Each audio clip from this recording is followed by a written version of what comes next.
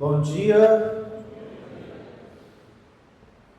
sejam todos bem-vindos e graças a Deus pensei que ia estar bem mais desfalcado. Hoje a gente não tem os nossos jovens, ou a maior parte deles estão para o retiro, mas graças a Deus, uma boa presença dos irmãos.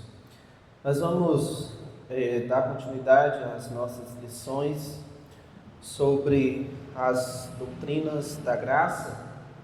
E aí o desenho ou a imagem dessa flor, a tulipe, é para nos ajudar a lembrar do acróstico que eu vou já mostrar. A rosa aí, né, a tulipa, eu vou já lembrar o porquê que é usado a figura da tulipa para nos lembrar das doutrinas da graça. Nós iniciamos nosso estudo sobre a primeira doutrina, que é a depravação total. No ano passado nós fizemos uma leitura lá em Romanos capítulo 3. Vamos iniciar aqui com Efésios 2, os versículos 1 a 3. Depois iremos orar, revisar parte do conteúdo que vimos e dar continuidade então sobre a depravação total.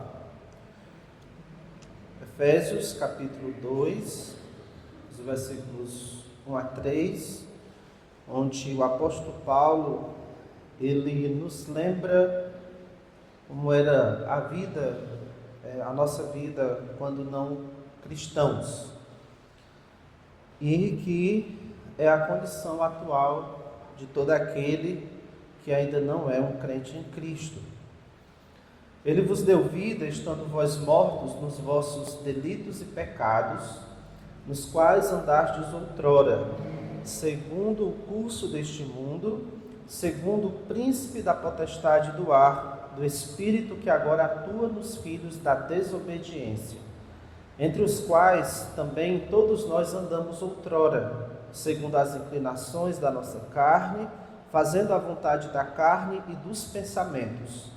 E éramos, por natureza, filhos da ira, como também os demais. Oremos.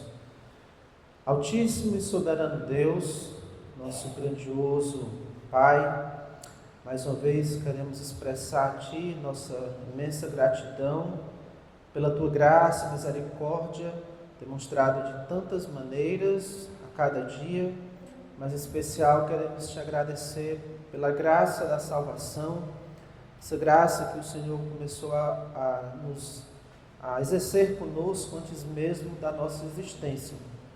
Obrigado a Deus por tua misericórdia em buscar resgatar aqueles que estavam perdidos em seus pecados. Nós que estávamos mortos em nossos delitos e pecados, que seguíamos o curso deste mundo, vivíamos segundo o príncipe da potestade do ar, fazendo aquilo que era a nossa inclinação natural por causa do pecado.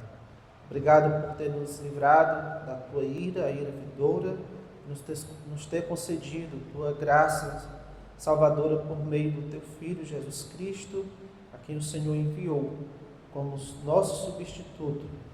Em nome dele, Pai, que nós te agradecemos e também pedimos que o Senhor, cada vez mais, por meio da ação do teu Espírito em nossas mentes, nos dê mais e mais compreensão dessas verdades, de modo que em nosso coração haja alegria, gratidão, grande gratidão por a graça, ó Deus, que o Senhor tem nos dado. Que o Senhor use esses nossos encontros estudando sobre essas doutrinas, para que nós possamos exaltar mais e mais a tua grande graça. Assim nós oramos em nome do Senhor Jesus Cristo. Amém.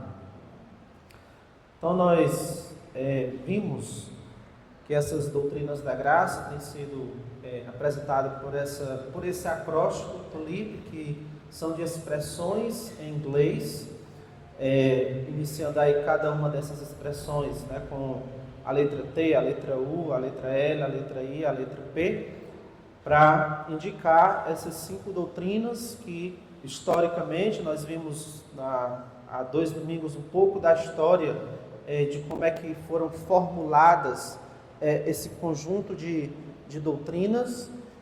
Foi uma resposta que foi dada a uma outra proposta de doutrinas apresentada lá nos Países Baixos, em uma conferência internacional de mais de 150 teólogos, pastores, né, de vários países, durante várias reuniões, um período de 7 meses, deram uma resposta aqueles outros 5 artigos, e então nós temos essas 5 respostas que foram a TULIP: a depravação total, a eleição incondicional, expiação limitada, a graça irresistível e a perseverança dos santos. Nós tínhamos ali as expressões em inglês e aqui nós temos elas em português.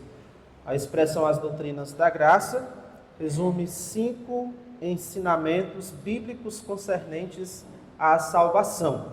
Lembrando que esses ensinos, eles estão lá nas Escrituras, só foram, vamos colocar assim, eles só foram colocados de forma mais organizada para o povo de Deus, devido ao contexto em que foi preciso fazer isso, que foi confrontar falsas doutrinas.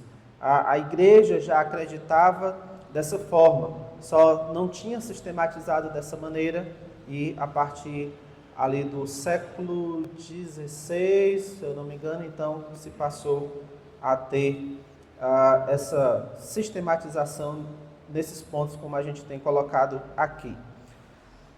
Nós já iniciamos, então, o estudo dessa primeira doutrina, a depravação total. Nós vimos que o homem ele é totalmente depravado por causa do pecado. Vimos o que isso não significa e vemos o que isso significa. Então, trazendo aqui um resumo, isso significa que seu corpo, seus desejos, sua mente, seu coração e vontade estão sob o comando do pecado.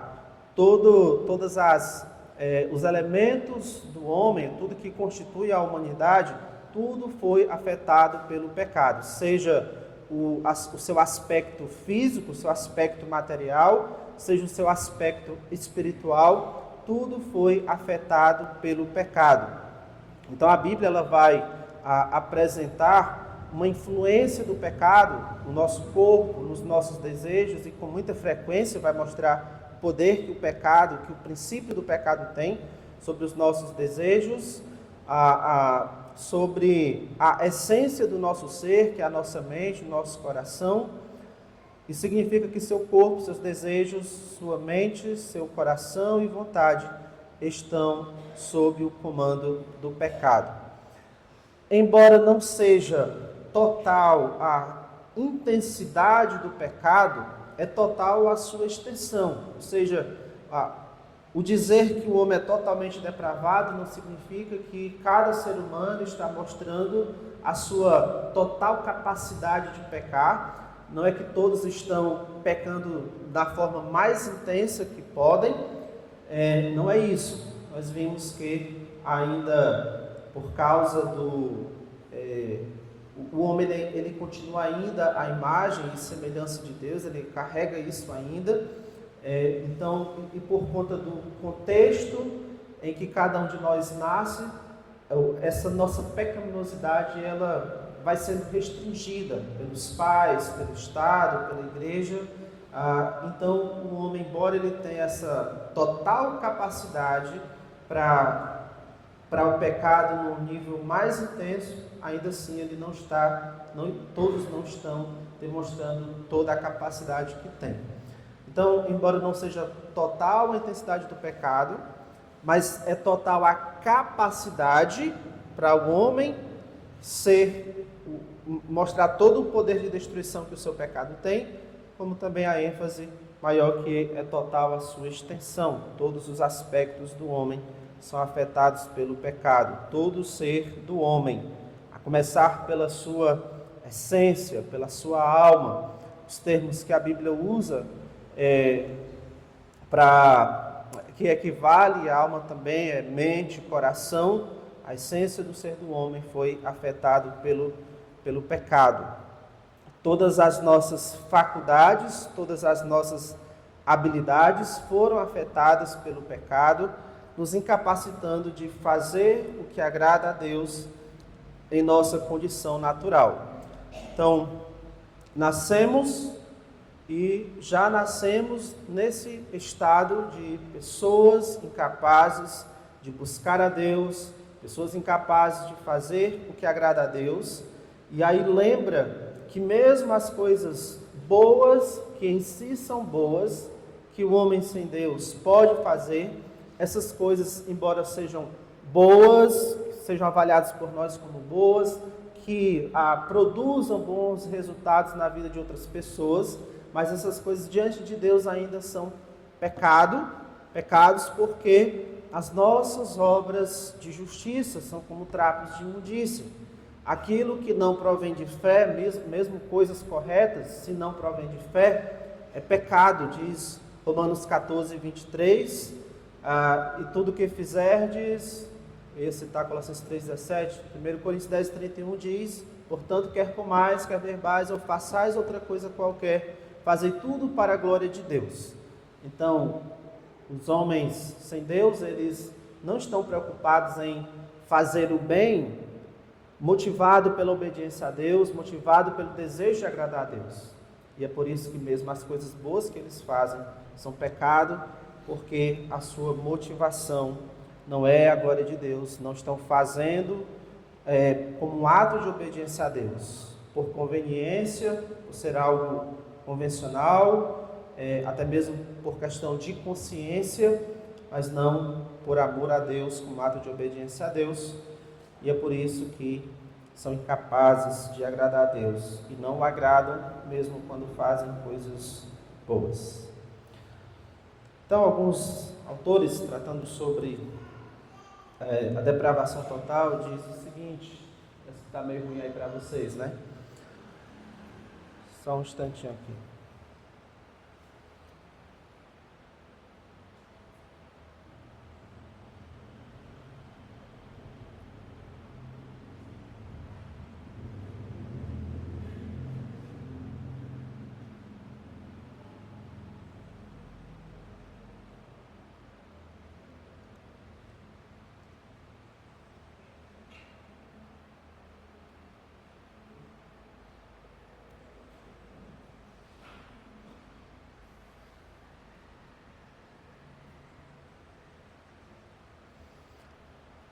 Muito bem. Deixa eu ver se ficou um pouquinho melhor. Ser um pecador não é apenas ser...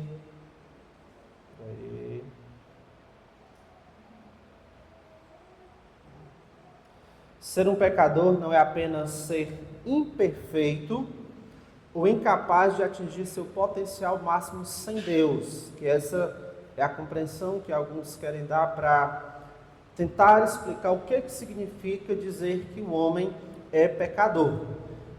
Então, o pecado não seria algo tão grave assim, apenas se trataria de algo que, dessa incapacidade que o homem tem de atingir o seu potencial ao máximo. Isso seria o pecado. Ou uma doença presente na humanidade, que desfigura um pouco o homem.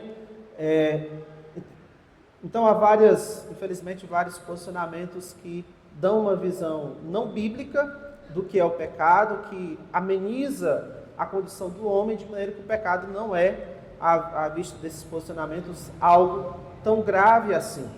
Então, e se o pecado não é algo grave, ele também não precisa de um tratamento crucial, um tratamento radical.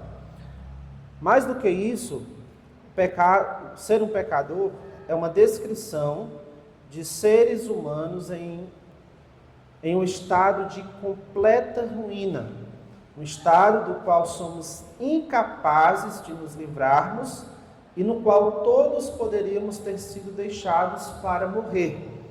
Essa condição do homem como pecador não é uma mera imperfeição que vai ser corrigida ao longo do tempo por si mesmo. O homem ele não está num processo de evolução de maneira que ele vai melhorar em vários aspectos, inclusive no aspecto pessoal e social.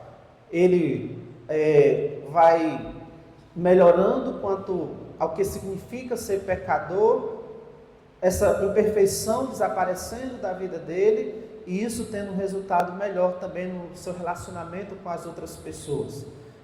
Não é isso que, primeiro, a Bíblia, não é assim que a Bíblia afirma, e nem mesmo não é isso que se vê na experiência. A sociedade ela não tem melhorado, as pessoas não estão se tornando menos pecadores à medida que o tempo passa. O homem ele não está conseguindo vencer essa fraqueza chamada pecado à medida que o tempo passa. Essa imperfeição não tem se tornado menos imperfeição com o passar do tempo. É uma descrição de seres humanos em um estado de completa ruína, um estado do qual somos incapazes de nos livrarmos e no qual todos poderíamos ter sido deixados para morrer, e muito justamente. Nosso Deus, ele poderia ter simplesmente abandonado a humanidade nesse estado de pecador e não ter feito mais nada a respeito em prol do homem.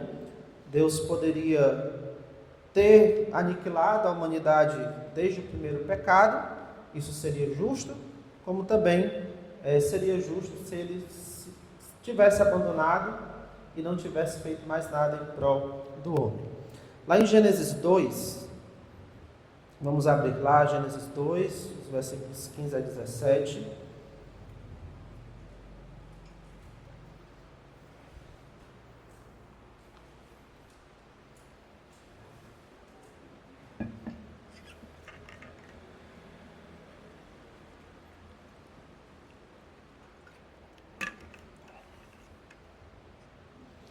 Diz assim: Tomou, pois, o Senhor Deus ao homem e o colocou no jardim do Éden para o cultivar e o guardar.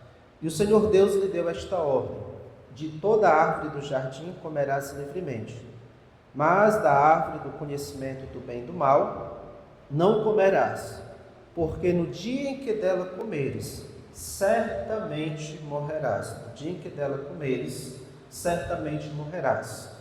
Deus é muito claro quanto à liberdade que o homem tinha. Ele podia comer livremente de todas as árvores do jardim.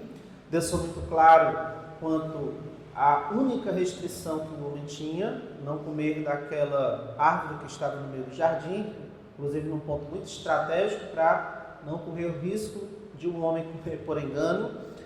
E ainda Deus é muito claro com respeito à punição caso o homem viesse a desobedecer. No dia em que dela comeres, certamente morrerás. Então a consequência do pecado de Adão e Eva é descrita aí como morte. Não é uma mera imperfeição ou enfraquecimento da capacidade inata de alguém fazer o bem, mas a morte. Deus já usa essa expressão forte para mostrar qual é a punição, a consequência, o resultado do pecado do homem. É morte. E aí nós já discutimos em outros momentos, né, o que se trataria, a que se referia a essa morte. A morte espiritual, morte física como consequência da morte espiritual e também a morte eterna como consequência da morte espiritual. Nós poderíamos olhar aqui sobre a natureza e o efeito do pecado em vários textos. A gente poderia selecionar, eu vou falar sobre isso nesse texto, vou falar, por exemplo, Efésios 2, 1 a 3, onde a gente vai iniciar. Poderíamos fazer isso olhando para Romanos, poderíamos fazer isso olhando para Colossenses e outros textos em que a Bíblia iria nos apresentar a natureza e o efeito do pecado Em cada texto a gente vai encontrar alguns desses efeitos. Se a gente fosse juntar tudo, a lista é grande das consequências que o pecado trouxe à vida do homem. Primeiro, o pecador, voltando lá a Efésios 2, o pecador está morto em delitos e pecados. Deixa eu achar aqui. O apóstolo Paulo, ele diz, ele vos deu vida, estando, Efésios 2 e 1, estando vós mortos nos vossos delitos e pecados.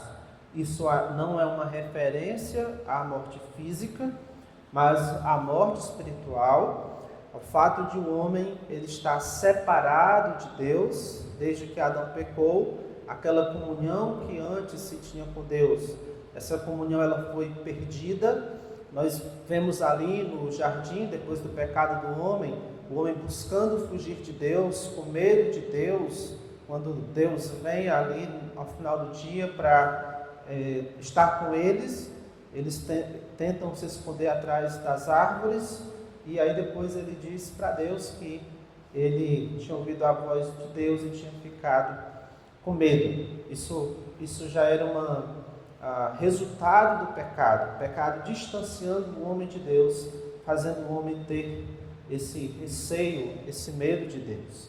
Então o homem está morto no tocante ao seu relacionamento com Deus. Esse relacionamento foi rompido, esse relacionamento foi quebrado, e aí desde que os descendentes de Adão também nasceram pecadores, todos já nascem nessa condição, ou nessa situação em que em relação a Deus não há um relacionamento com Deus. Como um cadáver espiritual, o homem é incapaz de fazer um único movimento em direção a Deus, formular um pensamento correto sobre Deus, ou mesmo responder a Deus. E aí, isso aqui é algo que para nós é difícil de querer admitir que seja assim, porque nós, primeiro, temos dificuldade de admitir não dificuldade de admitir que somos pecadores. A nossa cultura religiosa, nós crescemos em meio a uma cultura religiosa que não temos dificuldade com isso, é fácil para a gente admitir que é pecador. A dificuldade é a gente enxergar e admitir o quanto esse pecado é grave, o quanto esse pecado ele nos faz ser pessoas más, conforme a própria Bíblia apresenta, a ponto de não partir de nós qualquer movimento em direção a Deus. Até por conta da cultura religiosa, a gente imagina que nós somos pessoas que buscam a Deus, pessoas que têm interesse por Deus, pessoas que pensam corretamente acerca de Deus, mas não é assim que a Bíblia ensina. Como eu já citei no domingo passado, o que Jesus Cristo disse, que ninguém pode vir a mim se o Pai que me enviou não o trouxer. João 14,6, ninguém pode vir, ou é João 6,44, acho que é João 6,44, ninguém pode vir a mim se o Pai que me enviou não o trouxer. Ou seja, ninguém é ninguém, todos são incapazes de dar qualquer passo em direção a Cristo, em direção a Deus. Romanos 3, que nós já vimos também, Deus disse, não há quem busque a Deus. Deus olhando para toda a humanidade, e a realidade é essa, não há quem busque a Deus. Então, tanto no que diz respeito à disposição, ao pensamento, à ação, o homem simplesmente é um cadáver. Disposição de direção a Deus, pensamento sobre Deus, uma resposta a Deus, o homem é um cadáver espiritual. Ele não reage a Deus de forma positiva, a não ser que Deus dê vida a esse cadáver, o homem permanecerá na condição espiritual de morto. Se não fosse Jesus Cristo dizendo, Lázaro, vem para fora, Lázaro teria continuado lá no túmulo. Ele não iria reagir a nada. Ele não iria responder a nada. Jesus Cristo falou já, e nessa fala de Jesus Cristo, Jesus estava já concedendo vida a ele. Por isso que ali é a ressurreição de Lázaro, lá em João 11, porque o poder sobrenatural trouxe Lázaro à vida. Não foi o morto Lázaro que sozinho trouxe vida para si, mas o poder de Deus. Tanto é que depois, tanto Jesus foi perseguido por ter feito esse milagre, como também o próprio Lázaro. Mas o ponto aqui é que essa história ela ilustra a nossa condição espiritual, natural. Nós precisamos receber vida espiritual, para podermos responder àquele com quem deveríamos ter um relacionamento, uma comunhão espiritual, que é Deus. A não ser que Deus tome a iniciativa devido a esse cadáver, o homem permanecerá na condição espiritual de morto. Mas nós vamos ver mais sobre essa parte de Deus um pouco mais para frente. Essa é a nossa situação, morto em delitos e pecados, morto por causa dos delitos e pecados. Esse é o efeito, um dos efeitos do pecado. Segundo, o pecador pratica o mal ativamente. No versículo 2 diz assim: nos quais, delitos e pecados do verso 1, nos quais andastes outrora. Esse andar aí tem a ver com comportamento, com conduta, com estilo de vida. Então esses que estavam mortos nos seus delitos e pecados, a sua conduta, o seu estilo de vida são esses delitos e pecados. Então, embora esteja espiritualmente morto para Deus, o pecador está muito vivo para a maldade. Embora esteja morto espiritualmente para Deus, está muito vivo para a maldade. E lá em Romanos, capítulo 1, nós temos ali uma série de pecados em que o homem, ele tanto peca como aprova aqueles que pecam. Nós temos em Gálatas capítulo 5 uma outra lista de pecados, conhecida como as obras da carne. Temos também Colossenses capítulo 5, outra série de pecados, mostrando ali a manifestação da natureza terrena. Há uma lista de pecados em 1 Coríntios capítulo 5, mostrando como é a conduta daqueles que não herdarão o reino dos céus. Então, no que diz respeito ao mal, ao pecado, o homem, ele está muito vivo. O homem, ele é esse zumbi espiritual. É como se estivéssemos num filme de terror, de zumbis espirituais. Não estamos mortos fisicamente, mas estou me referindo à condição natural do homem sem Deus. Não estamos mortos fisicamente, mas estamos mortos espiritualmente e estamos em pé, sem vida espiritual, só para fazermos o mal, praticarmos aquilo que não agrada a Deus. Romanos 3:15 diz: são seus pés velozes para derramar sangue.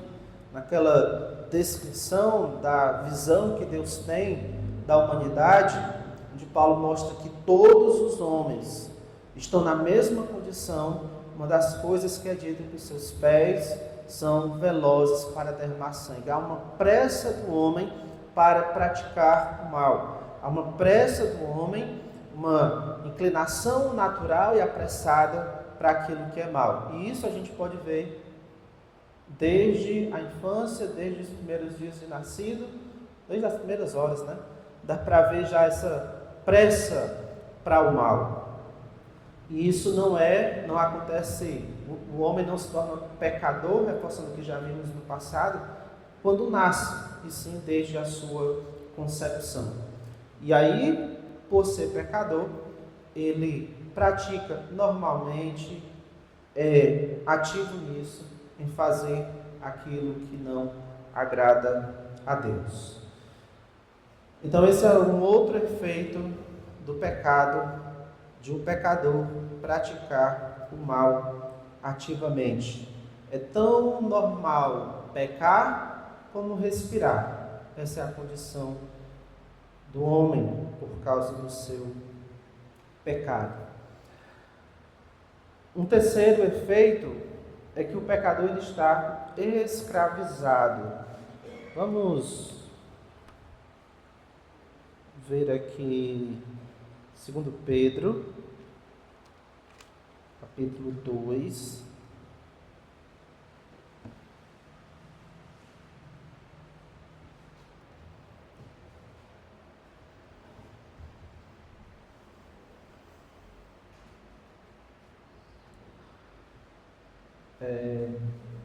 Segundo Pedro 2,19, o apóstolo Pedro, se referindo aqui aos falsos mestres, e claro que o que ele está descrevendo aqui não se aplica somente aos falsos mestres, mas é visto especialmente neles aqui, prometendo-lhes liberdade quando eles mesmos são escravos da corrupção, pois aquele que é vencido fica escravo do vencedor.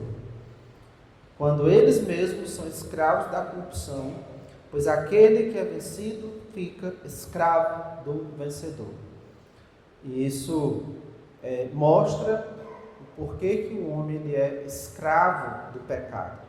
O homem, por si só, ele não consegue superar o seu pecado, ele não consegue dominar esse princípio, o pecado em sua vida, ele não consegue ter vitória sobre o pecado. Pelo contrário, o pecado é que exerce esse domínio, o pecado é que exerce essa supremacia, que vence as forças do homem a ponto de escravizá-lo. E aí isso nos lembra muito bem as palavras de Jesus Cristo, lá em João 8:34, que diz que aquele que comete pecado é escravo do pecado. Aquele que comete pecado é servo, a palavra melhor é escravo mesmo, escravo não tem vontade própria, embora tenha, ele não faz a sua própria vontade, ele está ali só para servir, para se submeter, e essa é a figura que Jesus Cristo usa para mostrar o poder que o pecado tem na vida do homem sem Deus. O homem ele é um escravo, quando ele pensa que é dono do seu próprio nariz, que está fazendo o que bem entende, na verdade ele é um escravo desse princípio pecaminoso no seu ser.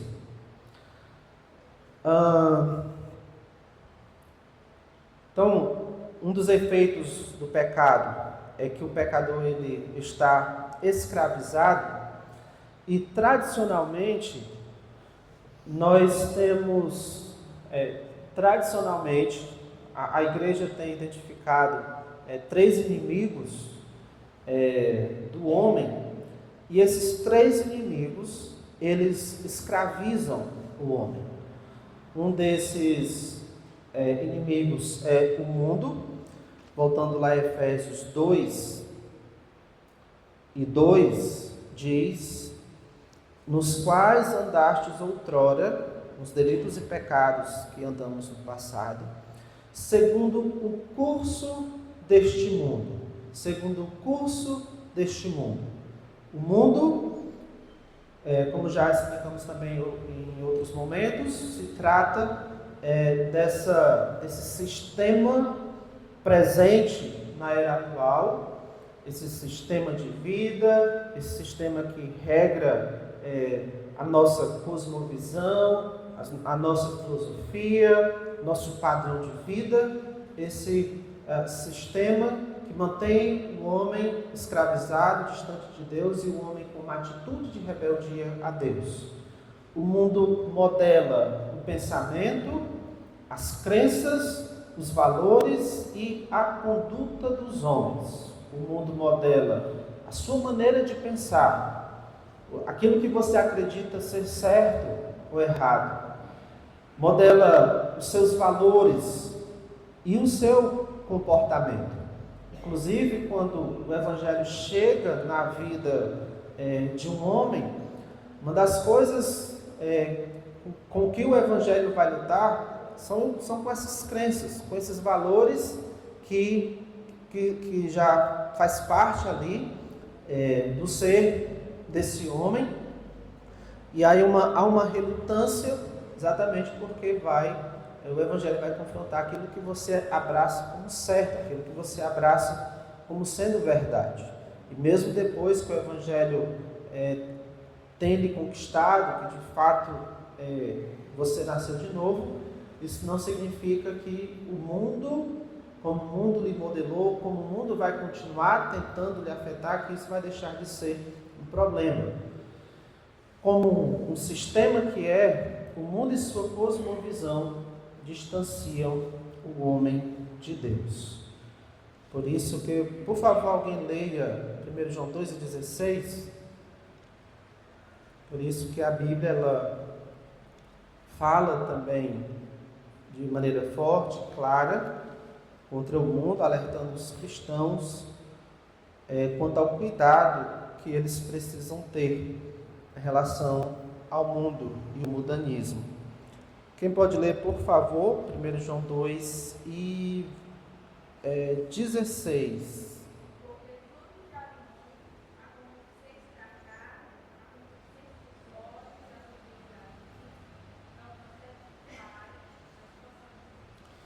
Muito bem. O versículo 15 já disse: não ameis o mundo, né, as coisas que há no mundo, que são essas que a gente acabou de ouvir aí. E aí é feito esse contraste entre o mundo e Deus. O mundo e essas coisas que há no mundo não procedem do Pai, eles procedem do mundo, e vai também fazer um contraste no verso 17, mostrando que o mundo, em relação a Deus, é passageiro. Mas veja como o mundo ele se coloca numa posição de inimizade a Deus, a ponto de sermos proibidos de amar o mundo, exatamente porque o mundo ele não partilha daquilo que representa Deus, não partilha do ser de Deus, de modo que é impossível a gente viver no caminho de Deus e ao mesmo tempo estar nesse caminho do mundo. Em Tiago 4,4 diz: infiéis, não compreendeis que a amizade do mundo constitui-se inimigo de Deus. Então o mundo ele exerce esse poder escravizador sobre o homem sem Deus, a ponto de, no passado, outrora, como diz lá em Efésios 2 e 2, era nesse caminho que nós vivíamos, segundo o curso deste mundo. Esse era o nosso normal. E na onda do mundo, na onda do mundanismo. Esse era um dos inimigos. Um outro inimigo que também nos escravizava é a carne.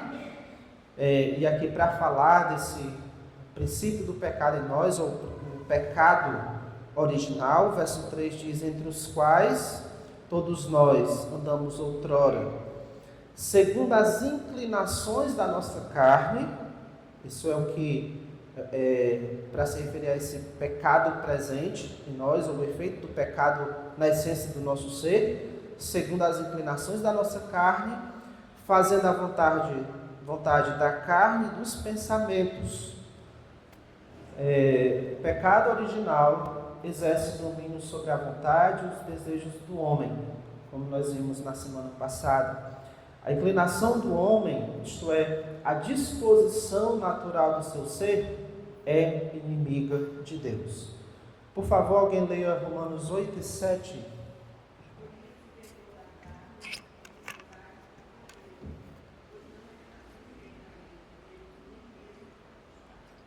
Muito bem. Eu gosto muito dessa palavra aí nesse versículo, pendor da carne, é inimigo de Deus, né? Que é muito claro que a nossa inclinação natural, a nossa tendência natural é inimiga de Deus. A disposição do nosso ser, da essência do nosso ser, afetada pelo pecado, é o mal, é o pecado, é inimigo de Deus. O nosso normal, o confortável para nós, antes de conhecer a Deus, o confortável para nós, o que é fácil para nós, é inimigo de Deus. A inclinação do homem, isto é, a sua disposição, a disposição natural do seu ser, é inimigo de Deus. E mais um detalhe, em Romanos 8,7, é que ela nem mesmo pode estar sujeita à lei de Deus. O homem, na sua condição natural, ele não consegue, ele é incapaz de obedecer a Deus. Vamos voltar lá nesse versículo. Porque o pendor da carne é inimizade contra Deus, pois não está sujeito à lei de Deus. E aí Paulo não diz somente isso, que ela não está, diz também nem mesmo pode estar. Ou seja, o homem, nessa sua condição natural, ele é incapaz de se submeter à vontade de Deus, de fazer aquilo que agrada a Deus, de fazer a vontade de Deus, na condição de morto espiritual. Por isso que as nossas boas obras, todo o esforço que se possa fazer para tentar agradar a Deus é vão, porque o homem ele é incapaz disso. Esse versículo deixa muito claro essa incapacidade. O pendor da carne é inimizade contra Deus. Não pode estar sujeito à lei de Deus. Ou não está sujeito à lei de Deus. E nem mesmo pode estar. Então, quem acha que pode agradar a Deus por conta própria, quem acha que pode fazer por merecer, está muito enganado. Porque o princípio do pecado em si o impossibilita disso. Além disso, o outro inimigo, o diabo, também se associando ao mundo e à carne, ele trabalha também para exercer domínio sobre o homem. E o faz, como diz Efésios 2:2. E aqui é importante a gente ter em mente que essa é a descrição de todos aqueles que estão mortos nos seus delitos e pecados. É a descrição de todo homem antes de conhecer a Cristo.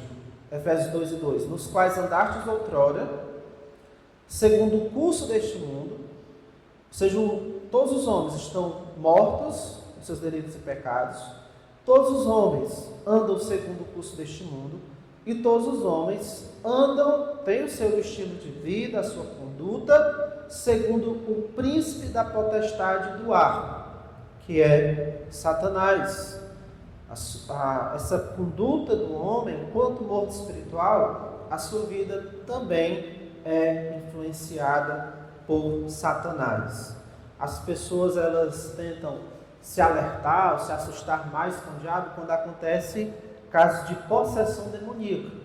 Percebe alguém ali que tem um demônio tomando conta daquela pessoa, que muda a sua voz, o comportamento dela muda, ela tem uma força excomunal, e aí as pessoas ficam mais assustadas com o diabo. Mas o que esse versículo mostra é que, independente de possessão demoníaca ou não, todos os homens eles são influenciados por Satanás. Eles andam conforme o príncipe da potestade do ar. Satanás também tem o poder de influenciar o homem na sua condição natural. Desde a queda, o homem está sob o poder de Satanás, sendo escravizado por ele. Quem pode ler para nós, por favor, 1 João 3:10?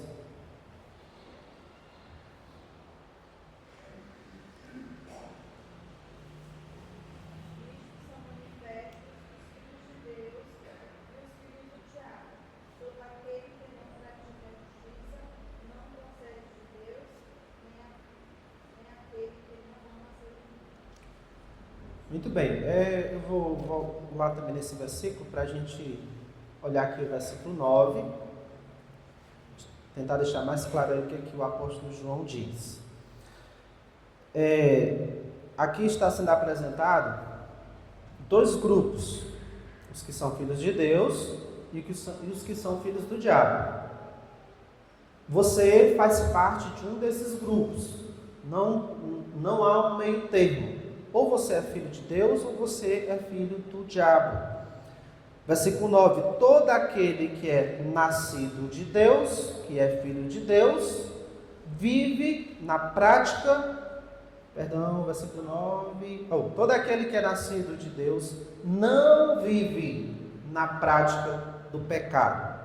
Uma das coisas que vai identificar os filhos de Deus é que o seu estilo de vida, a sua conduta não tem como característica principal a prática do pecado. Não é que eles não pequem. O começo do livro vai mostrar que os filhos de Deus, eles ainda pecam, eles devem confessar quando pecam, mas o livro todo mostra que isso não será a característica principal da sua vida. Não será a marca principal do Filho de Deus, estar na prática do pecado. Todo aquele que é nascido de Deus não vive na prática de pecado, pois que permanece nele é a divina semente. Ora, o Filho de Deus, não pode viver pecando. Ele é incapaz disso, porque é nascido de Deus. Nisto são manifestos, são conhecidos claramente os filhos de Deus e os filhos do diabo. Todo aquele que não pratica a justiça não procede de Deus. Em outras palavras, todo aquele que não pratica a justiça não é filho de Deus. E aí veja que aqui João ele não coloca em termos de dizer que aquele que pratica a injustiça não é filho de Deus. Ou aquele que pratica a injustiça não é filho de Deus. Ele não colocou nesses termos, que é verdade também. Ele colocou que aquele que não pratica a justiça, que é omisso em relação à justiça, esse não é filho de Deus. É filho de quem? É filho do diabo. Nisto são manifestos os filhos de Deus e os filhos do diabo. Se não é filho de Deus, é consequentemente filho do diabo. Uma das características dos filhos do diabo é que eles não praticam a justiça. 1 João, isso aí, quantas pessoas não praticam a justiça, ou seja, não vivem em obediência a Deus, não estão agindo motivados por isso, pela obediência a Deus, e elas não estão com possessão demoníaca em evidência. Estão normal. Isso mostra também que há uma influência do diabo sobre a vida dessas pessoas. 2 Timóteo 2:26, aqui só para a gente enfatizar esse poder que o Satanás tem de dominar, de escravizar. 2 Timóteo 2:26, mas também o retorno à sensatez. Pessoal aí que precisavam de tratamento dos seus pecados, deveriam ser confrontados, visando o arrependimento e o retorno à sensatez, livrando-se eles dos laços do diabo, tendo sido feitos cativos por ele, para cumprirem a sua vontade. Livrando-se eles dos laços do diabo, tendo sido feitos cativos por ele, para cumprirem a sua vontade. Então, o diabo, ele tem esse poder de fazer pessoas cativas, de fazer influenciar as pessoas para cumprir a vontade dele. Isso aqui é o normal na vida de um não cristão. O pecador está escravizado pelo mundo, escravizado pela sua própria carne, escravizado pelo diabo. Um dia não vai ter o problema do mundo. Um dia não vai ter o problema do diabo. Mas vai continuar tendo o problema da carne. E as pessoas vão continuar, não todos, mas ainda vai existir o problema de rebeldia a Deus por causa da carne, por causa do pecado original. Estou me referindo aqui ao milênio. O milênio, o ambiente não vai ter esse sistema para influenciar as pessoas contra Deus, Cristo que vai estar reinando. O diabo vai estar preso durante aquele período, então não vai ter essa influência do diabo, mas a carne, o pecado por si só, vai dar conta de manter uma parte da humanidade rebelde a Jesus Cristo, que estará reinando naqueles dias. Então o pecador, ele está escravizado. Isso é um efeito do pecado. O pecador é objeto da ira de Deus. Voltando lá a Efésios 2, aí tem verso 4, mas é verso 3, viu? Deixa eu corrigir aqui bem rapidinho.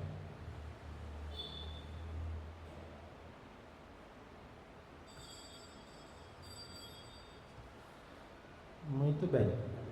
Verso 3 diz assim: entre os quais todos nós andamos outrora, segundo as inclinações da nossa carne, fazendo a vontade da carne e dos pensamentos, e éramos, por natureza, filhos da ira, como também os demais. E aí como Paulo está falando agora, para aqueles que não estão mais nessa condição, ele diz: e éramos, por natureza, filhos da ira, como também os demais. Que demais? Os demais que ainda estão nessa condição.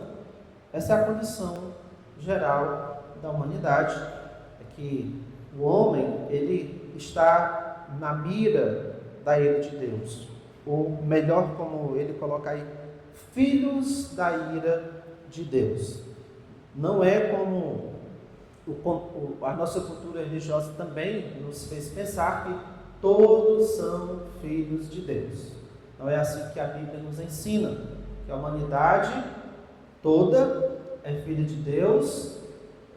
Alguns até usam isso como argumento, né, de, às vezes, por exemplo, parar para descansar um pouco, porque eu também sou filho de Deus, de achar que merece algumas coisas boas, algumas vantagens, porque eu também sou filho de Deus, mas não é assim que a Bíblia coloca.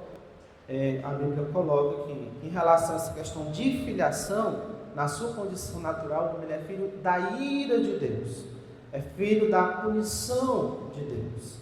E a Bíblia, ela fala dessa ira de Deus em relação aos homens como, eu costumo pensar assim, como uma grande nuvem que está sendo carregada mais e mais, e essa nuvem ela pode despencar a qualquer instante com chuvas e trovões. E é daquele que estiver debaixo dessa grande nuvem da ira de Deus, porque a punição vai ser gigantesca. Se o pecado é tão ruim quanto a Bíblia declara que é, nada mais razoável do que a ira de um Deus Santo se levantar contra ele. A Bíblia que a Bíblia diz que é tão ruim quanto a Bíblia que é. Então, é justo que esse Deus, que é santo, santo, santo, que não tolera o pecado, que trouxe o dilúvio por causa do pecado, destruiu Sodoma e Gomorra por causa do pecado, puniu várias nações por causa do pecado, crucificou o seu próprio filho na cruz por causa do pecado. É justo que esse Deus Santo ele se levante contra o homem para manifestar a sua ira. A maioria das pessoas não consegue levar isso a sério porque não leva o pecado a sério. Esse aí é um dos problemas. O homem,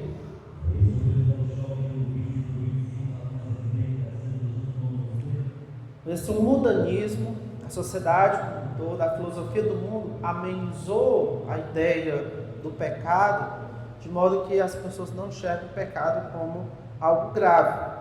E aí, diante disso, o pecado não é grave, não se leva a sério também a maneira radical, forte e firme com que Deus vai tratar o pecado. Mas veja Romanos 1,18. A ira de Deus se revela do céu contra toda impiedade e perversão dos homens que detêm a verdade pela injustiça. A ira de Deus se revela do céu contra toda impiedade e perversão dos homens.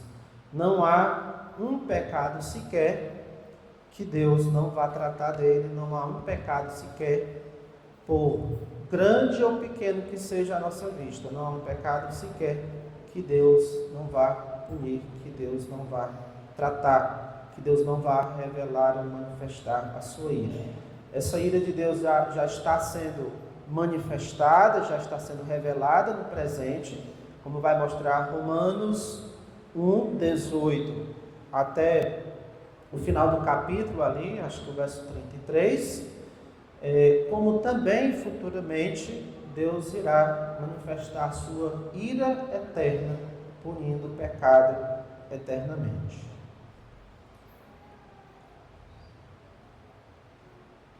A gente não vai ler só para a gente ter uma perspectiva aqui do que diz Romanos 3,19. Sem a ajuda de Deus, ninguém tem qualquer direito de reivindicar algo a Deus. Sem a ajuda de Deus, ninguém tem compreensão verdadeira de Deus. Sem a ajuda de Deus, ninguém busca a Deus. Ninguém busca a Deus. A terrível verdade da depravação total nos ajuda a entender que nossa rebelião contra Deus é total.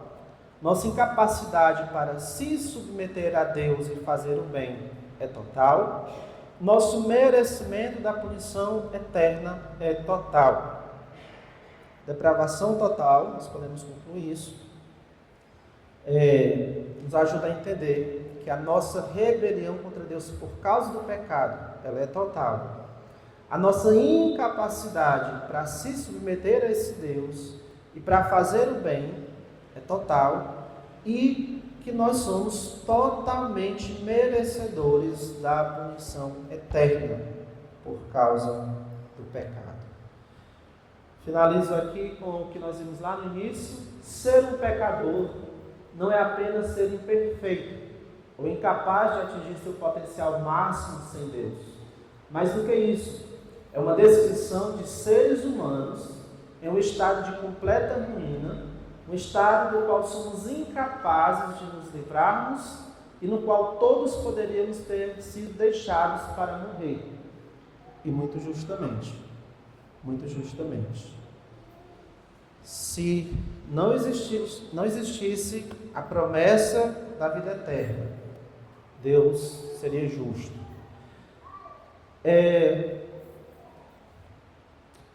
Quando a gente fazendo estudo com essa família que a gente tem feito estudar às terças-feiras, quando a gente estudava primeiro sobre pecado, sobre o pecado de Adão e Eva, então o Senhor lá da casa, dizia às vezes, mas Deus tem que fazer alguma coisa, Deus não pode deixar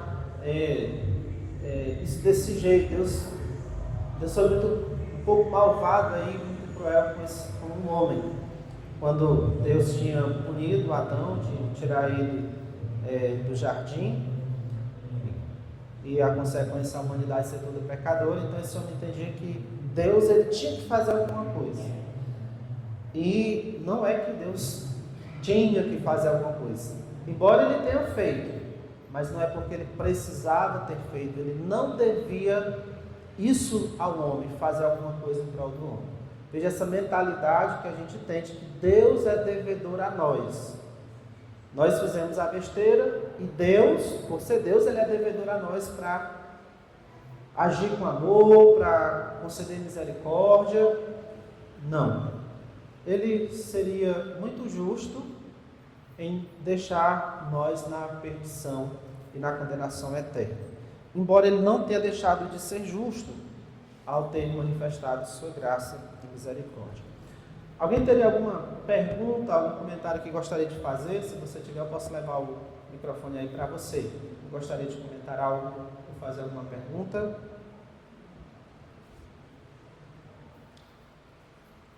Jackson.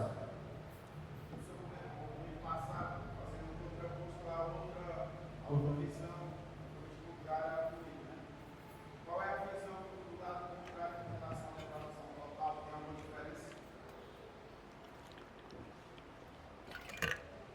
Certo. Na semana atrasada, eu estive apresentando, né, o histórico de como foi que surgiu a sistematização dessas 5 verdades em relação aos 5 pontos dos seguidores de Arminius, mas eu não vou aqui na minha apresentação ficar apresentando um e outro. Eu vou apresentar só as doutrinas da graça, sem mostrar os arminianos acreditam assim, os calvinistas acreditam assim. Então, eu não vou ficar fazendo dessa maneira. Mas para perguntar agora do Jackson, né, qual era a posição no caso dos arminianos em relação ao que a gente está vendo aqui. A depravação total, ela vem como uma resposta à proposta do artigo dos seguidores de Arminius de que o homem ele não era totalmente depravado.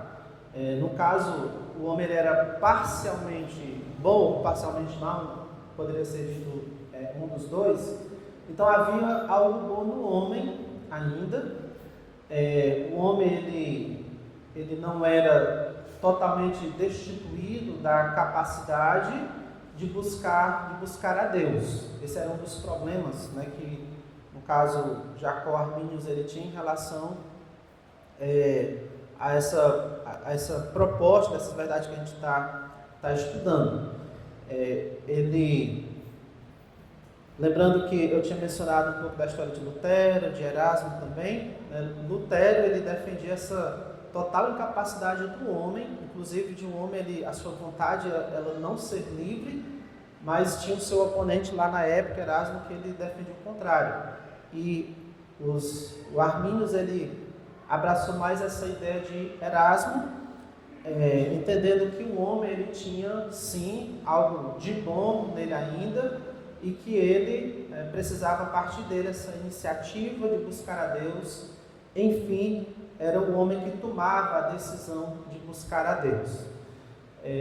Só que o que nós estamos vendo aqui é que o homem nessa condição de morto, ele não tem capacidade para isso, ele é incapaz disso. Então Deus não está esperando o homem tomar a iniciativa, como seria a proposta dessa outra posição, né, de que Deus, vamos dizer assim, Deus ele preparou o caminho, Deus ele fez 99% da coisa da salvação, e agora falta só esse 1% do homem, e essa parte que falta é porque o homem ele tem condições, ele é capaz de fazer esse 1%. Colocando em outras palavras, né, numa forma de ilustração, seria isso que pensava essa proposta. Mas o ensino das Escrituras, como a gente está vendo aqui, é que o homem ele é incapaz, ele não está sujeito à lei de Deus e nem mesmo pode estar sujeito à lei de Deus, ele é incapaz de agir ou de fazer qualquer coisa que agrada a Deus. Não sei se consigo responder aí a pergunta do Jackson, mas seria mais ou menos isso. Deixa eu só fechar aqui no meu computador, deixa eu só dar uma olhadinha bem rapidinho aqui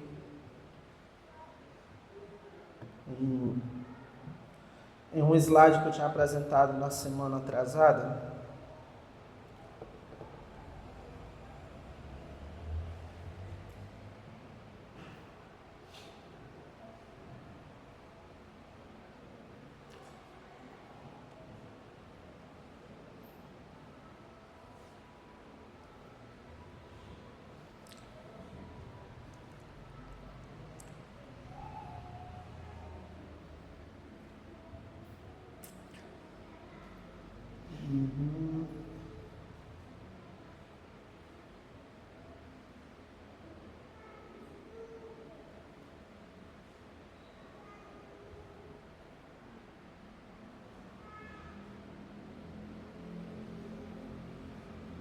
Muito bem.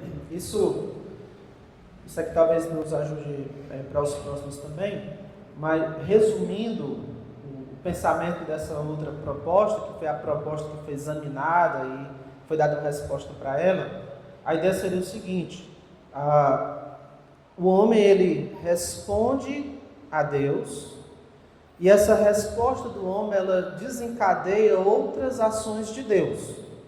Então imagine, pensando aqui como o Jacó Arminio, Deus está lá na eternidade passada, planejando o que vai acontecer aí na sua criação. Então Deus, olhando para o desenrolar da história no futuro, Deus vê que o Marcos vai se arrepender. O Marcos ele vai tomar essa decisão, tomar essa iniciativa de se arrepender e crer em Cristo. E aí, por conta dessa ação que Deus vê que o Marcos vai ter, isso desencadeia outras ações da parte de Deus, que ele está ainda só visualizando o que é que vai acontecer. Então Deus decide que vai escolher o Marcos para ser parte do seu povo, porque o Marcos ele vai decidir crer, decidir se arrepender. Já a proposta das doutrinas da graça, com base no ensino bíblico, Deus não está olhando lá para o futuro e vendo se o Marcos vai crer ou não. Deus aqui na eternidade passada, antes de criar todas as coisas, ele já está tomando a decisão de que o Marcos, ele escolhe o Marcos para isso, para que ele, em um dado momento da história, ele se arrependa e creia. Então, na proposta das doutrinas da graça, o homem, ele só responde àquilo que Deus já determinou, e não que Deus está determinando coisas com base na resposta do homem. Então, com respeito ao que nós estamos estudando aqui, Deus ele não iria esperar que o homem cresce, que o homem se arrependesse, que o homem tomasse a iniciativa, como era a proposta arminiana, por conta porque o homem ele já é incapaz disso, ele não tem poder para isso. E aí eu estou dizendo que eu quero evitar de estar apresentando aqui as duas propostas.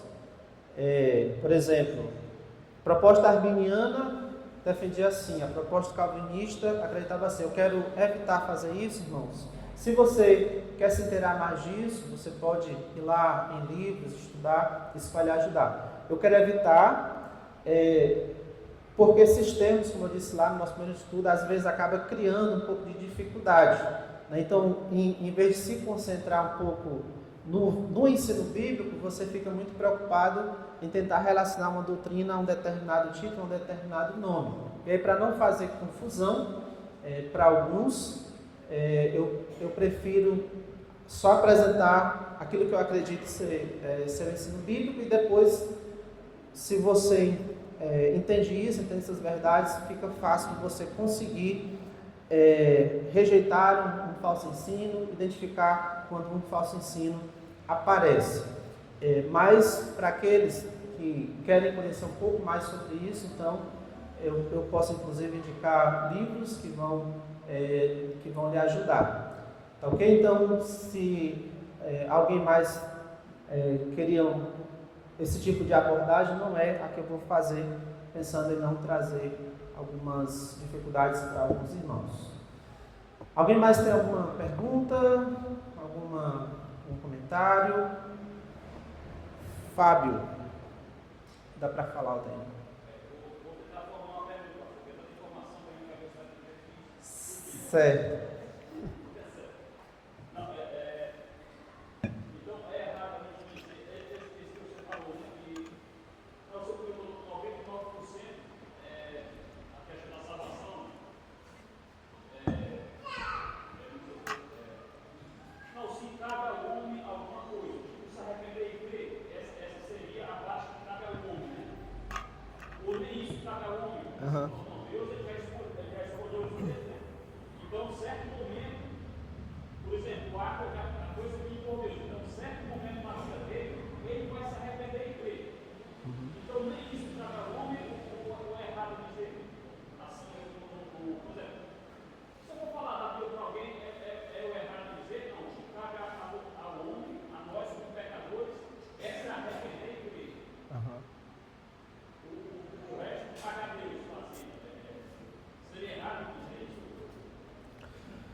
Não. Então a pergunta do Fabinho, resumindo, é se seria errado dizer que a responsabilidade do homem é se arrepender e crer. Se seria errado dizer isso. Não seria errado, é certo dizer, e é o que tem que ser dito, que é sua responsabilidade se arrepender e crer. Porque são mandamentos que a Bíblia dá. E quando se trata de pessoas descrentes, esses são os dois mandamentos principais que a Bíblia dá para a pessoa descrente: se arrependa e creia. Agora, a sua responsabilidade não significa que você tenha capacidade para fazer. Esse é o ponto da depravação total. É que o homem, enquanto morto espiritual, ele é incapaz de cumprir aquilo que é a sua responsabilidade. É responsabilidade do homem obedecer a Deus? Mas ele é incapaz disso.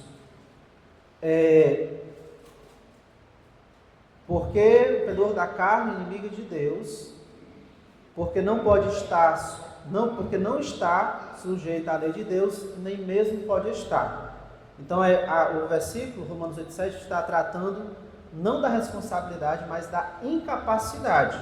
O homem é responsabilidade dele, se arrepender e crer. Mas ele é capaz disso? E aí o que nós, no caso, isso é um conteúdo que a gente vai ver mais para frente. O que nós vamos ver é que o homem ele precisa da ajuda de Deus para conseguir fazer a sua responsabilidade. Entendeu? Deu para entender? Então não é errado você dizer, você precisa se arrepender e crer. O homem ele tem que estar ciente de qual é a sua responsabilidade. Agora ele não é capaz disso. Por isso que nós evangelizamos e oramos, pedimos a Deus que trabalhe na vida daquela pessoa. Porque não é a pessoa por si só que vai conseguir fazer isso. Pastor Brandão.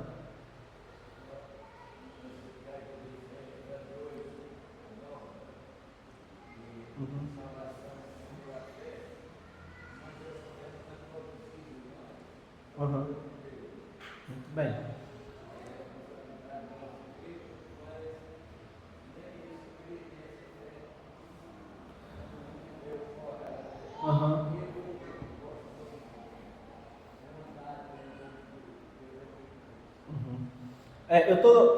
Eu tô deixando essas questões porque vai ser conteúdo mais para frente, né, sobre isso. Mas o versículo que o pastor Brandão está citando, né, seria uma coisa que ajuda para a pergunta do Fabinho. Porque pela graça sois salvos mediante a fé. A fé não é o crer, não é isso a responsabilidade do homem. Só que isto não vem de vós, é dom de Deus. A fé que o homem precisa exercer, a fé que é responsabilidade do homem, não vem dele, é dom de Deus. A mesma coisa Paulo vai dizer lá em Filipenses: vos foi concedida a graça, foi concedida a vocês o favor que vocês não merecem, não somente de crer, ou seja, esse crer, o ato de confiar em Deus, foi uma graça concedida por Deus. Responsabilidade do homem, mas ele não consegue exercer essa responsabilidade, ele é incapaz disso. É Deus que concede essa graça por meio do Espírito Santo, né? Como a gente vai ver futuramente. Então, não vai mais explodir não a cabeça? Vai mais explodir não a cabeça? Aí você pode anotar esses versículos aí, Fabinho, viu? Até serve, irmãos, essa explicação que eu estou dando aqui, serve também para você, no ato de evangelizar, você poder explicar isso para as pessoas também. Falar da incapacidade delas. Eu acho legal quando a pessoa entende o que é que ela precisa fazer, se arrepender e crer. Eu acho legal quando ela entende que isso que ela precisa, ela não consegue fazer sozinho. Eu acho bom porque isso traz um certo desespero. Quer dizer que é isso que eu preciso fazer, eu não consigo. E é importante esse desespero da parte dela para que ela invoque o Senhor. E tudo isso, né, na verdade, vai ser obra do Espírito Santo. Graças a Deus. Mais alguém? Pastor Brandão.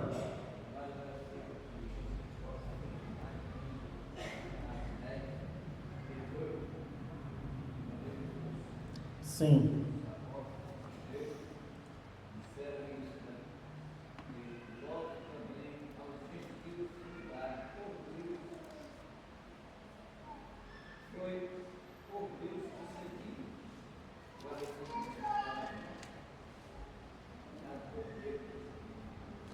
Qual versículo aí, pastor?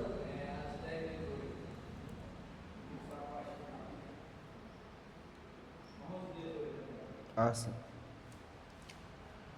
E ouvindo ele essas coisas, apaziguaram e glorificaram a Deus, dizendo: logo também aos gentios foi por Deus concedido o arrependimento para a vida. Isso a gente vai ver, né, em um dos nossos tópicos, a gente vai ver essas passagens para mostrar que essas duas coisas que o homem precisa fazer, elas são dadas elas são exercidas por Deus, né? Deus, ele faz todo o processo de salvação, desde a eleição, desde chamar as pessoas, desde trabalhar no coração das pessoas e fazer com que essas pessoas perseverem e no final ele glorificar essas pessoas. A salvação, aquele que começou boa obra em vós há de completá-la. A salvação, em nenhum momento Deus deixa essa parte aqui, eu não faço nada, agora é com vocês. Embora em parte, vamos dizer assim, na nossa carreira da salvação, nós temos responsabilidades, vamos ser capacitados, mas em nenhum momento Deus diz assim: agora é com vocês, eu não tenho nada a ver com isso. Ele que começa, ele que continua e ele que completa essa boa obra. Jesus Cristo é o autor e consumador da nossa fé.